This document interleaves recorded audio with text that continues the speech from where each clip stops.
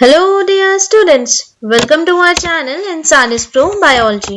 Hope आप सभी अच्छे होंगे और अभी तक हमारे चैनल को सब्सक्राइब भी कर दिया होगा। नहीं करा है तो जल्दी से चैनल को सब्सक्राइब कर दें और साथ ही बेल बटन को भी जरूर प्रेस करिएगा जिससे कि रेगुलर अपडेट्स वीडियो की आप तक पहुंचती रहें। तो आज की मॉर्निंग डोज में हम डिस्कस करने वाले हैं पैरामेट्रिक और non parametric test. Previous sessions अगर आपने हमारे नहीं देखे हैं बायोस्टैट को तो आप जरूर देखिए बिकॉज वो काफी शॉर्ट वीडियोस है, रिवीजन के पर्पज से आपके लिए अच्छे हैं।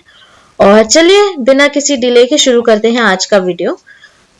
तो पैरामेट्रिक और नॉन पैरामेट्रिक टेस्ट की हम बात करें तो ये टेबल में दिया हुआ है पैरामेट्रिक टेस्ट और नॉन पैरामेट्रिक टेस्ट, यानी कि अगर आपका डेटा कुछ आया है तो उसके अकॉर्डिंग अगर आप पेयर टी टेस्ट लगा रहे हैं और अगर इसी का इक्विवेलेंट अगर नॉन पैरामेट्रिक टेस्ट होगा वो होगा विल्कॉक्सन रैंक सम टेस्ट। अब जब पैरामेट्रिक और नॉन पैरामेट्रिक टेस्ट की हम बात कर रहे हैं तो पहले हमें यह भी पता होना चाहिए कि एक्चुअल में पैरामेट्रिक या नॉन पैरामेट्रिक टेस्ट होते क्या है।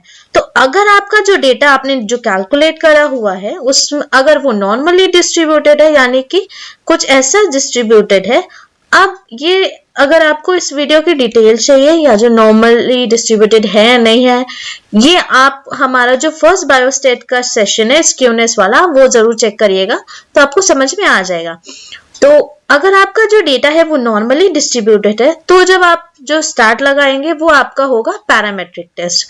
और अगर आपका जो डेटा है वो नॉन नॉर्मल है यानी कि अगर उसमें स्क्यूनेस दिख रही है चाहे वो राइट हो लेफ्ट हो किसी भी तरह का हो, मतलब किधर की तरफ भी स्क्यूड हो उससे कोई फर्क नहीं पड़ता। बस पॉइंट ये है कि अगर आपका डेटा अगर नॉन नॉर्मल है तो आप जो टेस्ट लगाएंगे वो नॉन पैरामेट्रिक टेस्ट होगा। इसी के साथ ही सैंपल साइज पे भी बहुत डिपेंड करता है कि आपका जो टेस्ट आप लगा रहे हैं या आप कौन सा टेस्ट लगाएंगे पैरामेट्रिक वाला या नॉन पैरामेट्रिक वाला, ये सैंपल साइज से भी फर्क पड़ता है इस पे। अब डिस्कस करते हैं पैरामेट्रिक टेस्ट। सबसे पहले दिया हुआ है पेयर टी टेस्ट। तो ये टेस्ट हम तब लगाते हैं जब आपके पास कोई आप 2 बार डेटा लेते हैं। फॉर एग्जाम्पल अगर आपने कोई इम्पैक्ट देखना है किसी ड्रग का तो आपने एक सैंपल साइज लिया, मान लीजिए आपने 50 इंडिविजुअल्स लिए और एक सिलेक्टेड एज ग्रुप के लिए और आपने डेटा लिया उनका ड्रग देने से पहले का, तो एक डेटा आपके पास वो हो गया और फिर आपको ये देखना है कि उस ड्रग्स की वजह से कुछ फायदा हुआ है कि नहीं हुआ है। तो आप फिर से ऑब्जर्वेशंस लेंगे तो यानी आपका जो डेटा है या सैंपल ग्रुप है वो सेम है बट आपने जो डेटा लिया है वो 2 बार लिया है। और उस केस में जब आप डेटा प्लॉट करेंगे और आपका जो डेटा है वो नॉर्मली डिस्ट्रीब्यूटेड आता है तो आप पैरामेट्रिक टेस्ट लगाएंगे। बट सेम मेथड और आपका सैंपल साइज भी सेम है, आपने सेम तरह से अपने डेटा लिए हुए हैं बट आपका जो डेटा आपने जब प्लॉट करा तो उसका जो ग्राफ है वो नॉन नॉर्मल ला रहा है या वैल्यूज की नॉन नॉर्मल ला रही है, तो आप जो नॉन पैरामेट्रिक टेस्ट लगाएंगे वो होगा विल्कॉक्सन रैंक सम टेस्ट। ठीक है, तो ये सारा जो आपका फर्स्ट वाला है पेयर टी टेस्ट है या विल्कॉक्सन रैंक टेस्ट है, इसमें सैंपल ग्रुप हमारा सेम रहता है बट उसी सैंपल ग्रुप में हम 2 बार ऑब्जर्वेशन लेते हैं। फिर नेक्स्ट है हमारा अनपेयर टी टेस्ट या माइन विटनी यू टेस्ट। तो इसमें क्या होता है कि जैसे हमने पहले में लिया था कि हमारे सैंपल ग्रुप 2 थे बट अनपेयर टी टेस्ट या मैन विटनी यू टेस्ट में हम ये करेंगे कि हमारे सैंपल ग्रुप 2 होंगे और जो दोनों पूरी तरह से अलग होंगे। जैसे पहले में हमने लिया था कि सैंपल साइज सेम था, सेम ही ग्रुप था और उसमें बिफोर ड्रग और आफ्टर ड्रग का इफेक्ट देखा था। इसमें हम ये कर सकते हैं कि हमने 2 सैंपल लिए, फॉर एग्जांपल एक हमने अडल्ट्स के लिए एक सैंपल और एक हमारा जो है वो जुवेनाइल सैंपल है, तो वो 2 अलग अलग मतलब इंडिविजुअल्स हुए या 2 अलग अलग सैंपल ग्रुप्स हुए जो पूरी तरह से इंडिपेंडेंट है और फिर उस पे हम सेम ड्रग का इफेक्ट देखें। मान लीजिए आपको कोरोना के टाइम पे जो आपकी कोवैक्सीन बनी थी या कोविशील्ड बनी थी उसका इम्पैक्ट देखना है अडल्ट्स पे और उसका इम्पैक्ट देखना है जुवेनाइल्स पे। तो उस केस में अगर आपका डेटा मतलब नॉर्मल आ रहा है तो पैरामेट्रिक टेस्ट यानी कि अनपेयर टी टेस्ट लगाएंगे और अगर नॉन पैरामेट्रिक आ रहा है तो मैन वाइटनी यू टेस्ट लगाएंगे। अब ये थर्ड वाला मैं इसके मतलब थोड़ी देर बाद डिस्कस करूंगी, पहले हम फोर्थ वाला डिस्कस कर लेते हैं।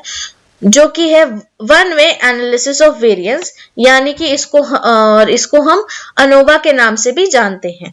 तो अनोवा हम तब लगाते हैं जब हमें वेरिएंस ऑब्जर्व करना हो, यानी कि स्टैंडर्ड डेविएशन है नहीं है, दो ग्रुप में या दो से अगर ज्यादा ग्रुप है उनमें, तो उनमें अगर किसी तरह का कुछ डेविएशन है या नहीं है वो हम इससे ऑब्जर्व करते हैं। और उस केस में अगर आपका ऑब्वियसली डेटा आपका नॉर्मल है तो आप लाइक अनोवा लगाएंगे, और अगर नॉन नॉर्मल है तो आप क्रस्कल-वालिस टेस्ट लगाएंगे। इसमें आपका जो लाइक जो भी ऑब्जर्वेशंस है वो डेविएशन दिखाता है कि अगर आपका जो भी अलग अलग जो आपने पैरामीटर्स कंसिडर करे हैं उनमें किसी तरह का आपस में डेविएशन है नहीं है, ये सब बताएगा।